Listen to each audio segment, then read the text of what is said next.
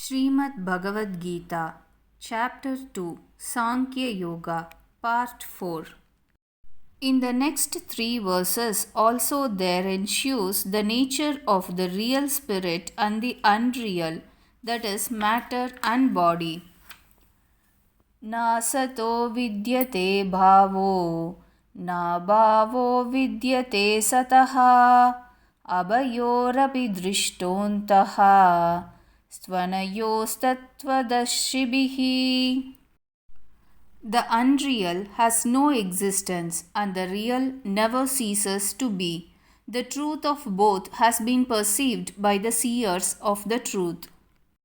This body neither existed in the past before birth nor will exist in the future after death, and is also perishing at present. Thus, actually, it is non existent. This body is the world in miniature. The change in the body signifies the change in the world. Similarly, the non existence of the body signifies the non existence of the world in all the times. The entire world is burning continuously in fire in the form of time. On firewood being burnt, ash remains. But this time fire devours the world in such a way that no remains or left. There is total annihilation of the world. Therefore, it has been said that the unreal has no existence.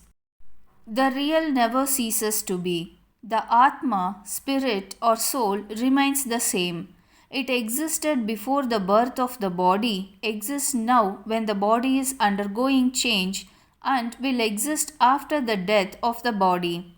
Similarly, God also ever remains the same while the world undergoes a change every moment. A vital fact: the world is kaleidoscopic. It changes every next moment. So, it can't be seen in the same state the very next moment. The bodies are taking birth and dying every moment, but the process is not perceived with these dull physical eyes.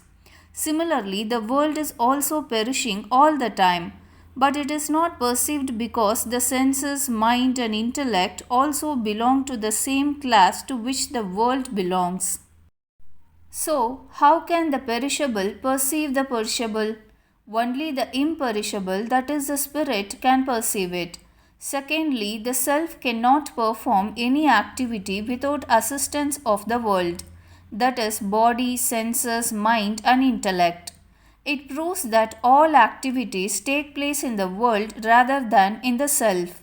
The self has no affinity with activities and objects. It proves that the world with body, mind, and senses and intellect is non existent. Only the Oversoul, that is God, is ever existent, who ever remains untainted and is the base and illuminator of the entire world. The seers of truth have perceived the truth about the real and the unreal, or the soul and the body. The fact is that the real is ever existent, the unreal has no existence, but it seems to exist because of the light of the real. Therefore, essence of the real, Sat, and the unreal, Asat, is Sat, that is, ever existent. The real has been called as Para Prakriti, that is, higher or sentient nature. In chapter 5, Shloka 7, Kshetrajna, that is, soul, Purusha, the spirit, and Akshara, the imperishable, while the unreal has been called Apara Prakriti, that is, lower or insentient nature. Kshetra is the non-self, Prakriti is the matter, and Shara, that is, the perishable. Arjuna is grieved by thinking that the warriors will die. So the Lord explains that the real never dies and the unreal never exists. It is continuously dying. Therefore, it is not wise to grieve. In the 11th verse, it has been said that Pandita, that is the wise, grieves neither for the living nor for the dead. In the 12th and the 13th verses, the word Dhira, that is wise or enlightened, has been used for the person who realizes the distinction between the soul and the body. In the 15th verse also, dhira has been used for the person who does not grieve over the decay of the body and the world, and in the 16th verse, tattvadarshi, that is, the seers of truth, has been used for the discerning person who distinguishes between the real and the unreal. All these words, dhira and so on, show that the wise don't grieve at all, and if they grieve, it means that they are not wise. Now, in the next two verses, there is a description of the real and the unreal. Avinashi tu tadviddhi yena sarvam idham tatam vinasham avyayasyasya na kaschit kartumarhati. Know that to be imperishable, by which all this world is pervaded, for none can bring about the destruction of the indestructible. Here, too, that is indeed has been used to explain Sat, the real out of the two, Sat and Asat, described in the preceding verse. The Lord advises Arjuna to know that imperishable entity. He explains that this entity is abstract. By telling it abstract, that is paroksha, the Lord means to say that this abstract imperishable entity is pervading the whole world, which appears as separate from that entity. In reality, only this all-pervading entity exists, while the world which appears to exist does not really exist. By the term Tat, it is not meant to say that Sat Tattva, the real, stands afar, but it means that it is not the subject of senses and inner sense. The abstract eternity is described here. This whole world is pervaded by that imperishable entity. As all the ornaments made of gold have nothing but gold, the weapons made of iron have nothing but iron, the pots of clay have nothing but clay, and in ice there is nothing but water. Similarly, this world is pervaded by Sat, that is real and imperishable. So, in the world there is nothing to be known except the real. The spirit is imperishable while the body is perishable and is perishing every moment.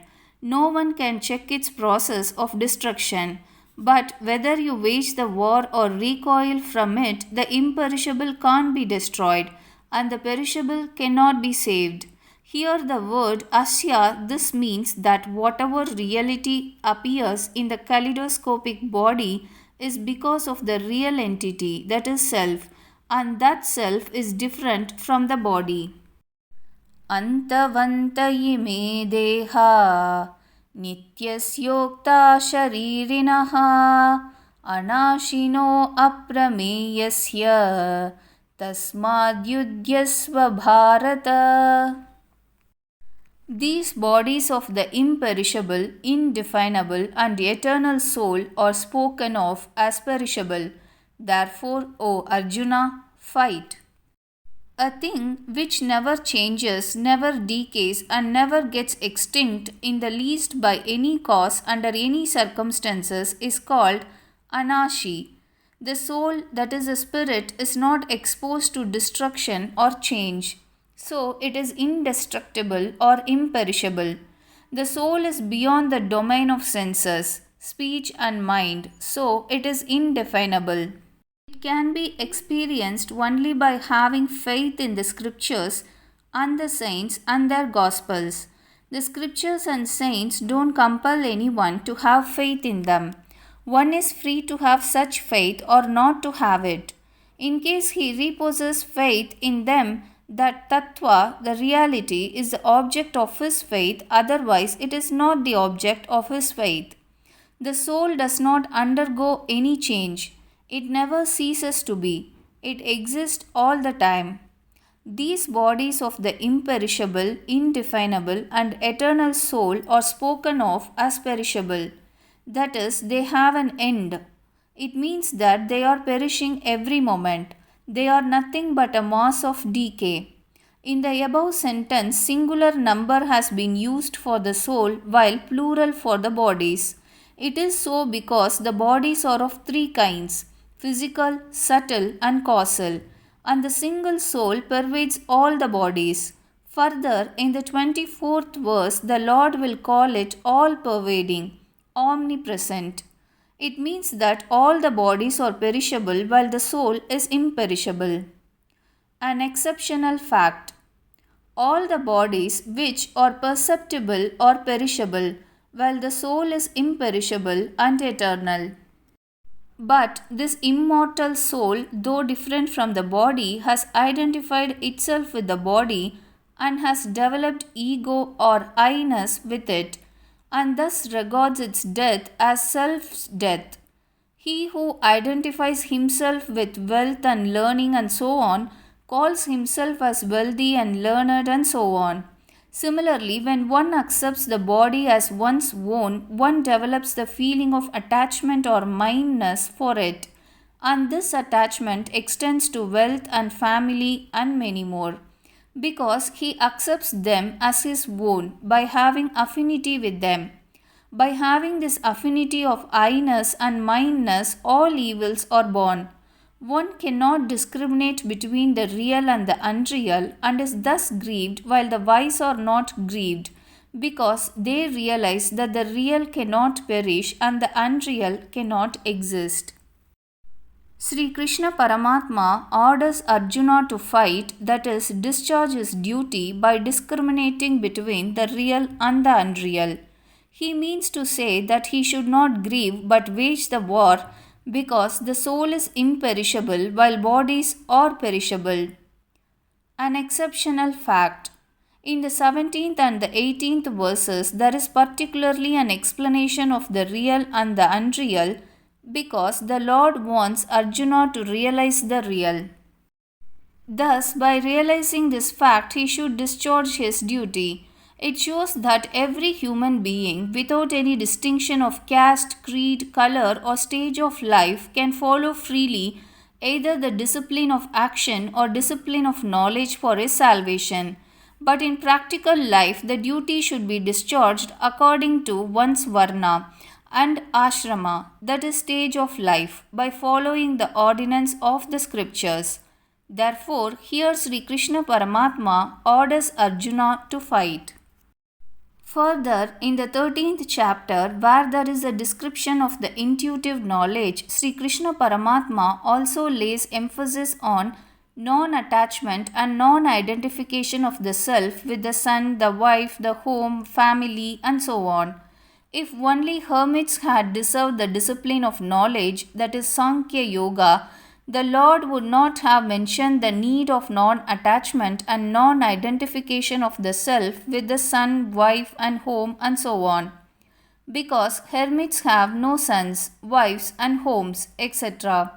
Thus, by meditating on the Gita, both the disciplines of knowledge as well as action, that is karma, have proved to be independent means for God realization for all human beings without distinction of any kind. Up to the previous verse, there is description of seers who know the soul as imperishable. In the next verse, Sri Krishna Paramatma, in order to emphasize the same fact, speaks of those who do not regard the soul as indestructible by negative inference.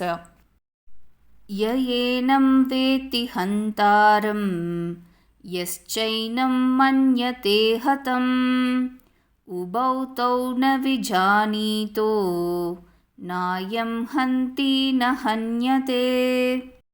Both of them are ignorant, he who holds the soul as slayer and he who considers it as slain. For the soul neither slays nor is slain. One who considers the soul as slayer is ignorant because the soul has no doership, but by identifying with the body it accepts itself as doer.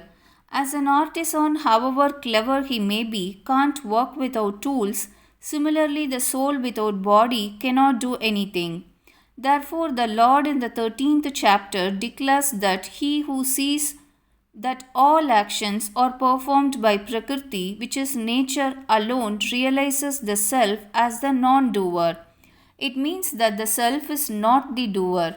but it, by identifying itself with the body, assumes itself to be the doer of actions performed by the body. If a man does not identify himself with the body, he is not at all the doer of any activity. One who holds the soul as slain is also ignorant, as soul is never the slayer. So it is never slain because the soul always remains unaffected and unchanged. Only the perishable and changeable can be slain. How can the imperishable and unchangeable be slain? Both of them, he who holds the soul as slayer and he who considers it as slain, are ignorant.